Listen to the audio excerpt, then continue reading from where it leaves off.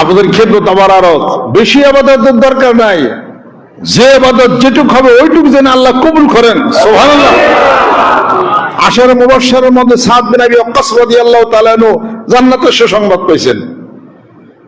তার ভাতিজা বলতেছে, আমার চাচা জান্নাতের সুসংবাদ পাইলো, আমি তো হইরে গেলাম, আমি যাইয়া দেখি আমার চাচা কি ইবাদত বন্দি করে। বাড়িতে গেছে, চাচা আমি তোমার বাড়িতে মেহমানের হক পালন করছে, 1 রাত 2 রাত 3 রাত। তো চাচার কাছে আবার শুইছে, শুয়া পরীক্ষা করে চাচা কি ইবাদত বন্দি করে সারাদিন রাত বইরা। পরে সারা রাত বেড়ে কিন্তু বাইশটা কিন্তু জায়গায় রয়েছে, তো কয় না বাইরা বাঁচতে জায়গায় রয়েছে, চোখ জুবে রয়েছে। চাচা সারা রাত বইরা ঘুম পাচ্ছে, নাক ডাকে ঘুম পারে, ই পাশ হয় ও পাশ হয়, খালি একটু আল্লাহ আল্লাহ আর কিছু না। পরে এইভাবে করে 2 রাত 3 রাত হয়ে গেল, এইটাই দেখছি শুধু খালি। পরে যখন জায়গা চলে, ভাতিজা কি মনে করে আইছিল, যা মনে করে আইছিলাম তা তো দেখলাম উল্টাটা।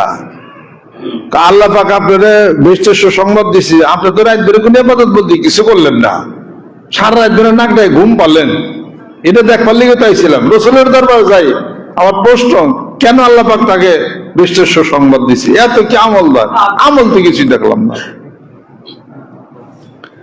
তোরা আল্লাহ পাক বলতেছে, হে রাসূল, তুমি তাকে বলে দাও যে আমি সাদ বিন আবি ওয়াক্কাসের উপর খুশি, জান্নাতের সুসংবাদ হয়ে গেছে। সাদ বিন আবি ওয়াক্কাসকে ডাকা হলো, এই সাদ বিন আবি ওয়াক্কাস, তোমার এত কি ইবাদত, আল্লাহ যে তোমার জান্নাতের সুসংবাদ দিল। তো সাদ বিন আবি ওয়াক্কাস রাদিয়াল্লাহু তাআলা বলতেছেন যে, হে রাসূল, আমার এই হাত দিয়া কারো মারি না, আমার এই জবান দিয়া কারো কষ্ট দিই না, আমার এই হৃদয়ে আল্লাহ আল্লাহ রাসূলের ভালোবাসা ছাড়া পৃথিবীর কোনো চিন্তা নেই, আমার দুনিয়ার কোন চিন্তা আমি করি না। আল্লাহ রাসূল সাল্লাল্লাহু আলাইহি ওয়াসাল্লাম বলেন যে একটা মানুষ জান্নাতে যাওয়ার জন্য এটাই কাফি।